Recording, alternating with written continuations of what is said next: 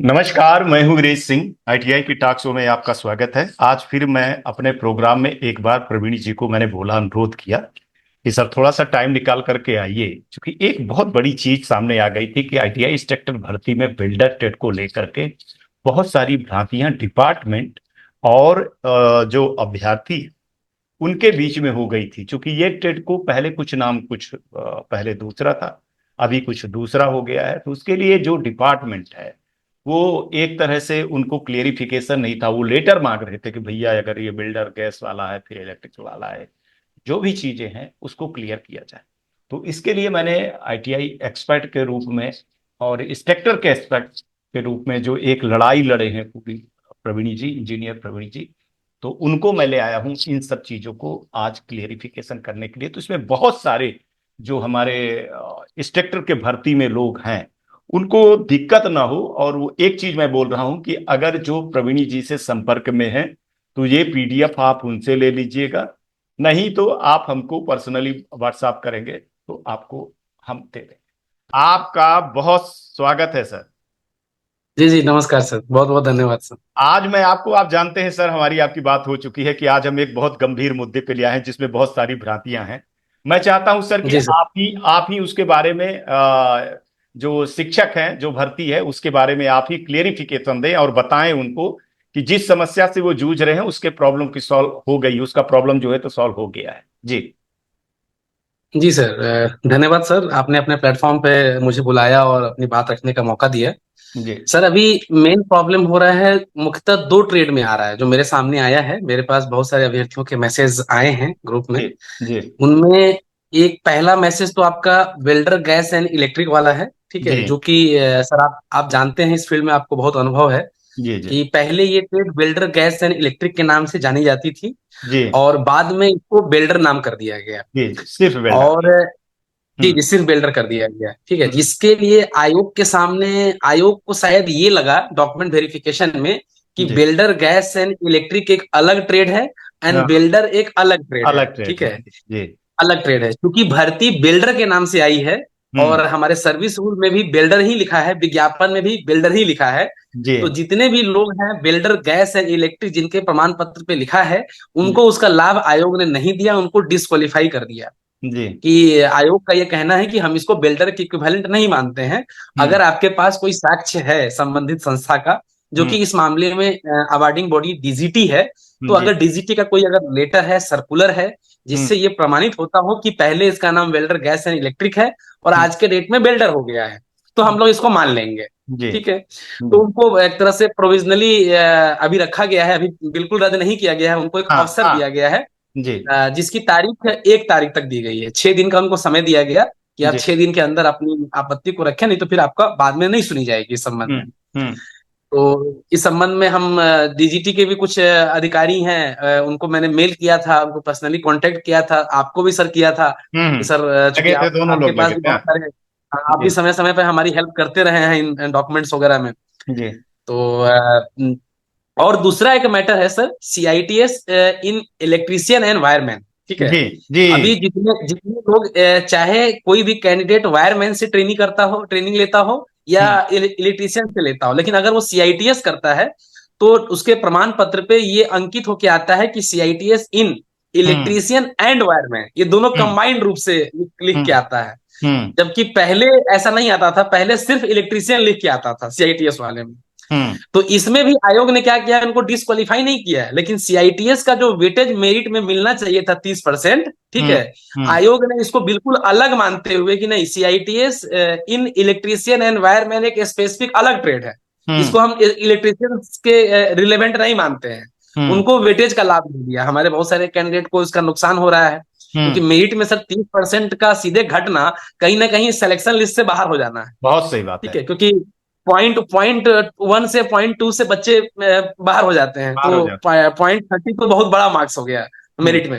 हम्म तो इन दो मैटर पे हम लोग का कंसर्न था, और मुझे आपके प्लेटफॉर्म पे ये बताते हुए खुशी हो रही है कि इन दोनों मैटर पे डीजीटी का हमारे पास लेटर सर्कुलर है। आ गया है, जी जी लेटर आ गया है, जिससे यह हम्म प्रमाणित होता है कि hmm CITS in electrician and wireman और hmm welder gas and electric and welder, इन दोनों का जो इशू है, जो आयोग ने आपत्ति लगाई है, ठीक है, हम्म इसका साक्ष्य आ गया है। और हम्म जो भी हम लोगों से संपर्क कर रहे हैं उनको हम लोग निजी तौर पे उनको व्हाट्सएप पे वो उपलब्ध करा रहे हैं, और जी। उनको क्या टिप्पणी लिखना है रिमार्क्स में, वो रिमार्क्स भी बता रहे हैं कि आप इस तरीके से आयोग से अनुरोध करिए और साक्ष्य के रूप में डीजीटी का ये डॉक्यूमेंट आप उनको दीजिए। ठीक है, और आपका आपत्ति को स्वीकार करते हुए आपको इसका लाभ दिया जाएगा। ठीक है, तो देखिए। हम लोग सर इस प्लेटफॉर्म पे मैं अपील करना चाहता हूं कि जो भी लोग मुझे सुन रहे हैं, ठीक है, वो आप कमेंट में भी आप लिख सकते हैं, हम अपने ग्रुप का नंबर भी दे देंगे आपको। ठीक है, आप हमें मैसेज कर सकते हैं ताकि आपकी जो भी समस्या है उस समस्या को हम लोग इसको सॉल्व कराएं। तो हमें काफी खुशी होगी कि भाई हम लोगों ने जो मेहनत किया है उससे किसी का अगर भला हो जाता है, किसी का नुकसान होने से बच जाता है, तो काफी खुशी होगी सर इस पे काम कर। नहीं, ये एक बहुत आप बधाई के पात्र हो कि जिसमें बहुत सारे जो छात्र हैं, जो माने भर्ती वाले हैं, बिहार भर के नहीं, ये पूरे देश के लिए है। ये पूरे जी देश सर। की प्रॉब्लम खड़ी होगी, तो जो पूरे देश के इंस्ट्रक्टर भर्ती में ये दिक्कत आ रही है, तो प्रवीण जी इसके लिए मैं बहुत शुक्रगुजार हूं आपका, और मैं आपको बधाई देता हूं कि निश्चित ही देखिए, आप कमेंट करिएगा, प्रवीण जी का नंबर आप हमसे ले लीजिएगा, है ना। अगर आपको नहीं प्रवीण जी तक पहुंच सकते हैं तो आप हमको, हमारा नंबर तो है ही आपके पास, तो आप हमसे नंबर ले सकते हैं। प्रवीण जी का नंबर 100 पे था, और तो प्रवीण जी को शायद व्यक्तिगत, देखिए क्या है कि उनका नंबर मैं शो कर दूंगा तो बहुत सारी चीजें हो जाती हैं, है ना।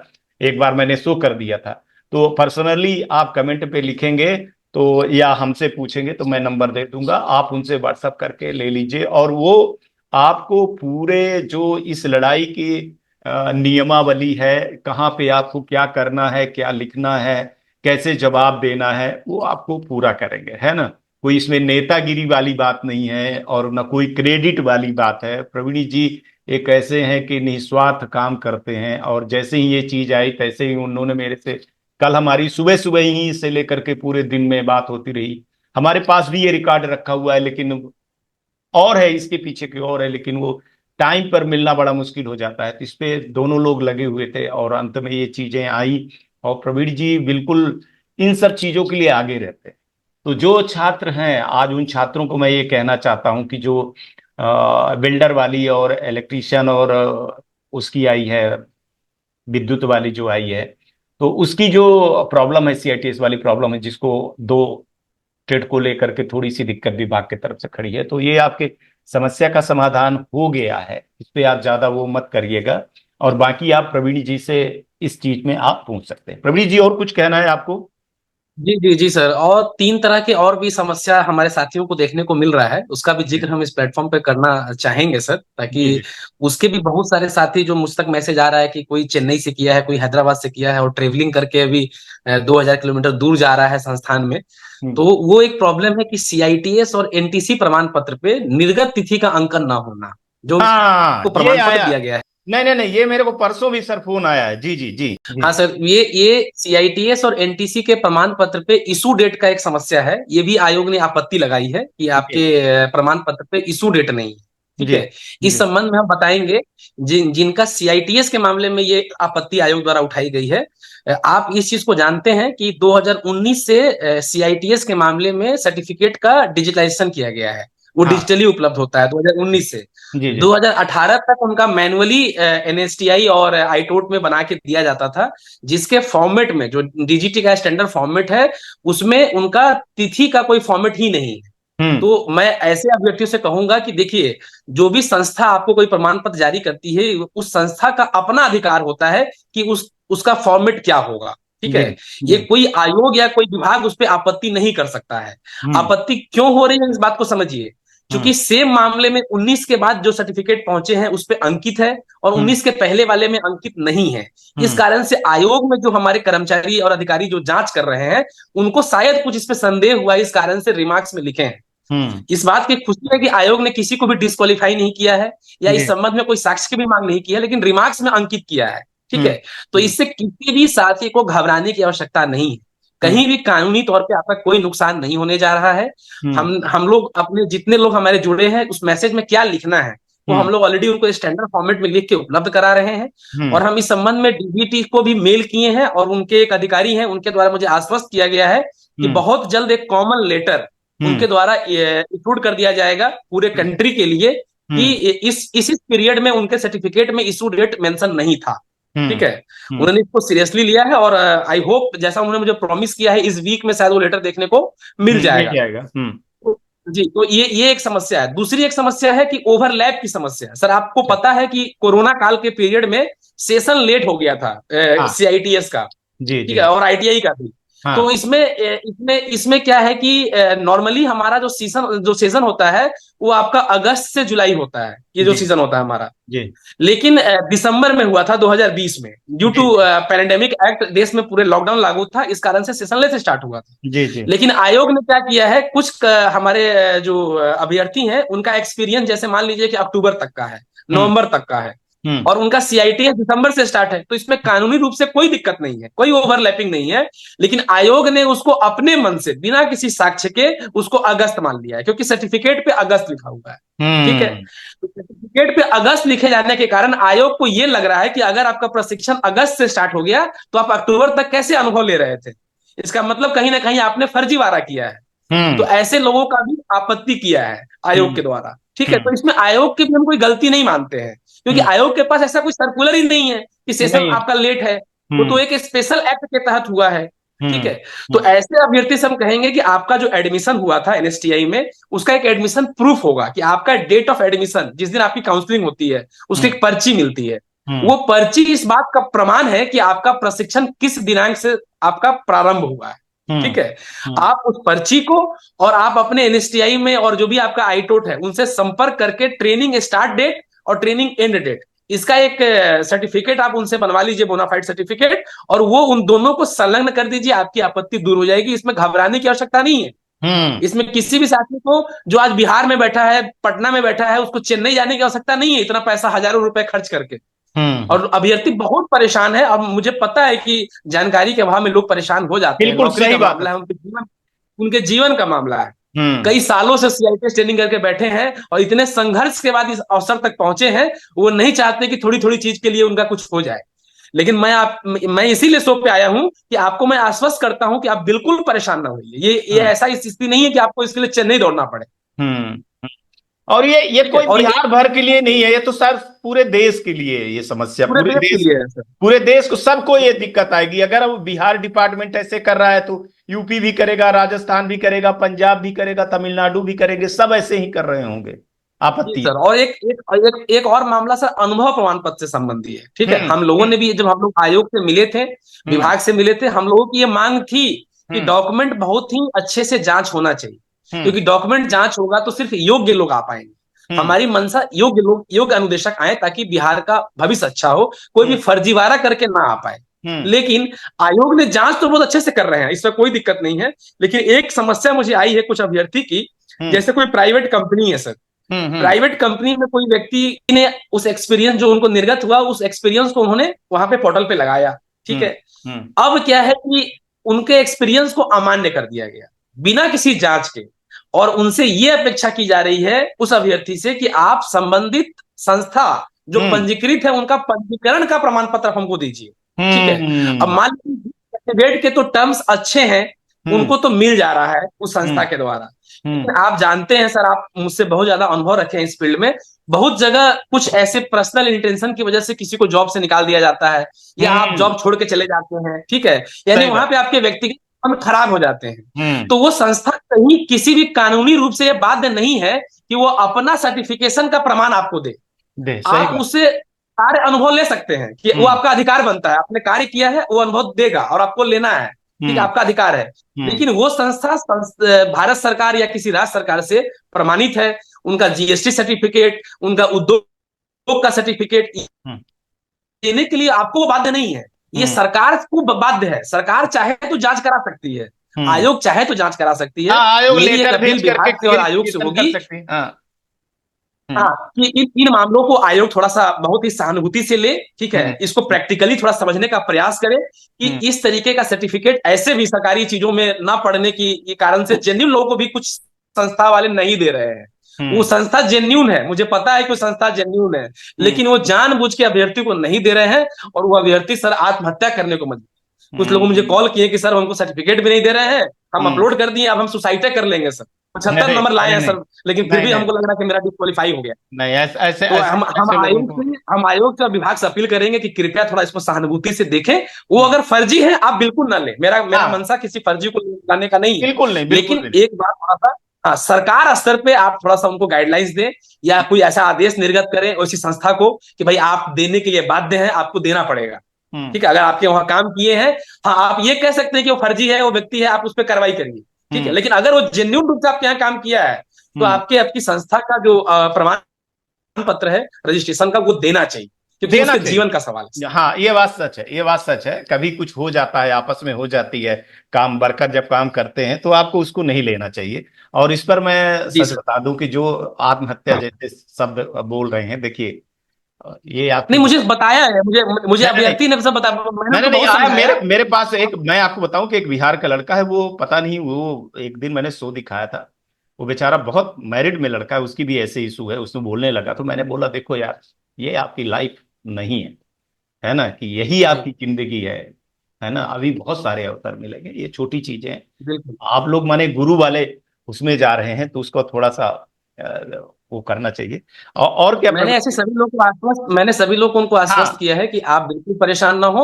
हम्म। अगर आयोग नहीं मानेगा तो हम लोग कानून का सहारा लेंगे, आपका बिल्कुल संवैधानिक बिल्कुल। अधिकार है, और सर देश में मैं, न्यायपालिका है। प्रवीण जी, मैं एक चीज बता दूं कि गवर्नमेंट को एक चीज होती है कि डॉक्यूमेंट सत्यापन के लिए उस एजेंसी को भेजी जाती है, उसको बिल्कुल भेजना बिल्कुल। चाहिए वेरीफाई करने के अब लिए। ये कल के डेट नियम में है। आप ये पूछोगे, सर जैसे जी। एग्जांपल मैं पूछ रहा हूँ, कल के डेट में कोई आयोग अगर ये पूछने लगे कि फिटर ट्रेड आपका है, ये डीजीटी से एफिलिएशन है कि नहीं है, नहीं है। आप एफिलिएशन का लेटर लेके आप लेके आइए। अरे ये जांच करना आपका काम है, ये आपका अभ्यर्थी को कोई काम है संस्था सर। देगा? हाँ, माने अगर थोड़ा मैं सा। जाऊं किसी संस्था में और जी। मैं बोलूं कि मैंने यहाँ से बीटेक किया है, आपका एआईसीटी अप्रूवल का जो लेटर है वो मुझे आप दीजिए, वो हाँ, मना कर सकता है कि मैं आपको क्यों दूंगा? क्यों दूंगा। ये तो मेरा संस्था चलाने का प्रमाण पत्र मेरे लिए है ना। हाँ, तुम्हारे लिए थोड़ी है। अब विभाग उससे भाई वेरिफिकेशन करे, देखे, हाँ, वो और करेगा संस्था भी, सरकार द्वारा करेगा भी। मान्यता प्राप्त है कि नहीं है, ये विभाग का काम होना चाहिए। नहीं नहीं नहीं नहीं, प्रवीण जी, आप विभाग से मिलते जुलते रहते, आपकी बात होती रहती है, ये थोड़ी सी चीज कहिएगा, हम भी अपने तरफ से जितना हो सकेगा उतना कहेंगे।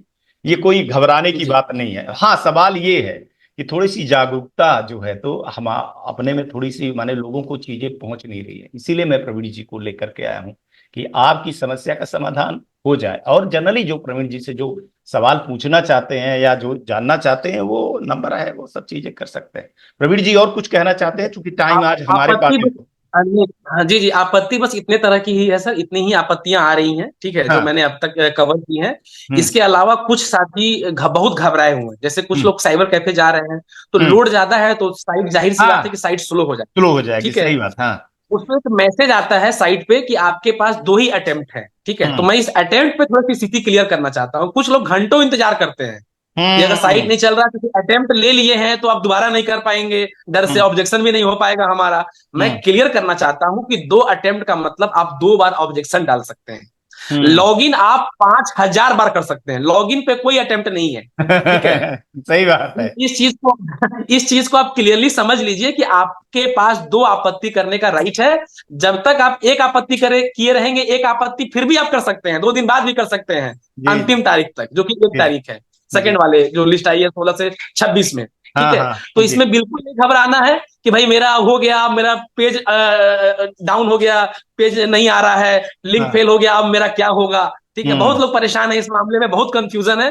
तो इस कंफ्यूजन को मैं दूर कर रहा हूं कि आपके पास दो ऑब्जेक्शन का राइट है, लॉगिन आप जितना बार दिल करे कर सकते हैं, कोई घबराने की आवश्यकता नहीं है। और अभी 1 तारीख में बहुत समय है, अगर हम्म। साइट स्लो चल रही है आप आराम से बैठिए, अंतिम दिन तक आपका लेगा। लेकिन मेरा रात आपसे अपील है कि जितनी जल्दी हो सके, रात उठ के टाइम में जब सर्वर थोड़ा सा फ्री हो, तो आप हाँ, उस समय करिए, आपका आसानी से अपलोड हो जाएगा। और सुबह सर 6 बजे भी कर लेंगे ना तो हो जाएगा, सुबह 6 बजे, जी छह जी, सात और बजे हो जाता एक अपील सर, लास्ट अपील आपके चैनल पे करेंगे, ठीक है है। जी सर? अभी भी आपको पता है सर, आप तो शुरू से देख रहे हैं सारी चीजों का, शुरू से आपका बहुत सहयोग रहा है, और जी कोर्ट कचहरी सारी चीजें आपके नॉलेज में पूरी चीजें हैं सर, जी हाई जी कोर्ट से लेके सुप्रीम कोर्ट तक। जी ठीक है, जी मैं अभी भी उन अभ्यर्थी जो अब तक अनजान थे इन सब केसों से, और जो हम लोग इतना मेहनत करके यहाँ तक पहुंचाए हैं रिजल्ट तक, ठीक है, जी। उनको बताना चाहूंगा कि अभी भी सिंगल बेंच में विरोधी पक्ष के द्वारा 3 केस अभी भी हैं, और उनके द्वारा और भी नए केसेस करने की रणनीति बन रही है, हे जो भगवान। मुझे सूचना मिली।